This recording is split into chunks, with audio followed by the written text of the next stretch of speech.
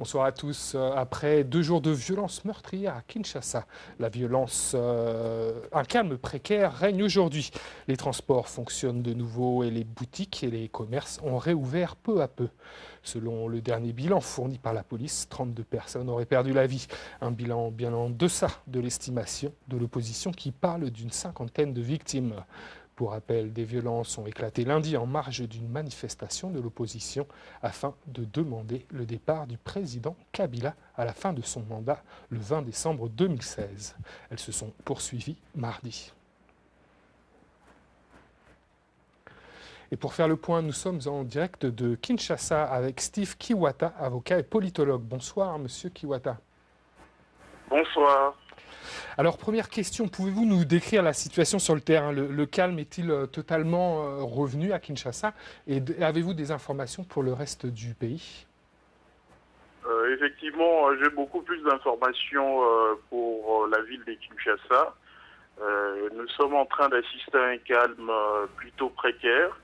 Ce matin, plus ou moins dans la plupart des communes de la ville de Kinshasa, il y avait le calme, sauf dans la commune de Mongafula et dans quelques communes du district de Tchangou. Il y avait encore de l'air qui crépitait, donc il y avait de l'affrontement entre quelques jeunes et le policier. D'accord. Et y a-t-il une présence policière importante ou quelle est la situation? Effectivement, dans des zones chaudes, on aperçoit quelques policiers, mais aussi quelques militaires de la garde présidentielle qui sont en train de sillonner certaines communes. Il y a une présence plutôt forte de la police et de l'armée. D'accord. Alors, suite aux violences qui ont secoué Kinshasa, l'Église congolaise a suspendu sa participation au dialogue national. Alors, pour le dialogue national, je rappelle aux téléspectateurs, était un forum voulu par le président Kabila censé amener la classe politique congolaise vers une élection apaisée. Alors, est-ce que l'Église demande des garanties sur la tenue des prochaines élections et l'assurance que le président Kabila ne se représentera pas? Comment analysez-vous ce retrait? Quelles sont les conséquences? Serait très, personnellement, je l'analyse comme étant un moyen de pression que l'Église catholique est en train de faire et au président de la République et à la communauté internationale qui est en train d'accompagner ces processus. C'est une très bonne chose parce que, comme vous le savez, le dialogue qui est en train de se dérouler pose un certain nombre de problèmes d'inclusivité, mais de l'autre côté, la population réclame beaucoup plus en dehors, effectivement, des élections qui doivent être organisées dans les délais. La population a besoin que le président de la République actuelle ne puisse pas se représenter pour un troisième mandat. Donc que l'Église catholique, à travers la SENCO, puisse réclamer la même chose, c'est une très bonne chose pour l'aboutissement heureux du processus de dialogue. D'accord. En 2015, Kinshasa s'était déjà embrasé pendant 4 jours suite à la proposition du gouvernement d'un projet de loi portant sur la modification de la loi électorale. Avant de retomber dans le calme, pensez-vous que l'on s'oriente sur le même scénario? Et quelles sont les solutions selon vous pour sortir de la crise? Moi, je pense que la situation de 2015 était moins dangereuse. Celle-ci, elle est plus compliquée.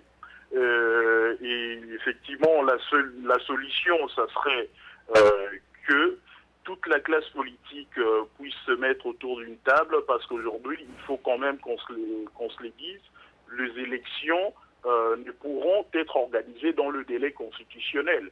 Donc, le glissement semble être consommé, et tout le monde est d'accord avec cela, même l'UDPS, le parti politique, le plus grand parti politique de l'opposition qui n'accepte pas les dialogues. Au moins, c'est que les élections ne pourront être organisées dans les délais. Par conséquent, la classe politique doit se mettre ensemble autour d'une table, accepter ce fait-là, et bien penser maintenant comment organiser les élections dans un délai plutôt très court. D'où, moi, je pense que dans le gouvernement, il faut qu'il y ait un gouvernement d'union nationale. Le ministère qui sont le plus concernés par l'organisation des élections doivent être dans le main de l'opposition, c'est-à-dire le ministère de Finances pour le financement des élections, le ministère de l'Intérieur pour la sécurisation des élections et même pour une sorte de tutelle de la CENI devrait être dans la main de l'opposition, mais aussi la primature pour effectivement que l'opposition puisse s'impliquer dans l'organisation de ces élections. Mais un élément fondamental, le président de la République devrait effectivement rassurer à tout le monde, comme d'ailleurs beaucoup des ténors de la majorité le disent, qu'il ne va pas se présenter pour un troisième mandat. Très bien, merci Steve Kiwata. Je rappelle que vous êtes avocat et politologue. Merci à vous. C'est moi qui vous remercie.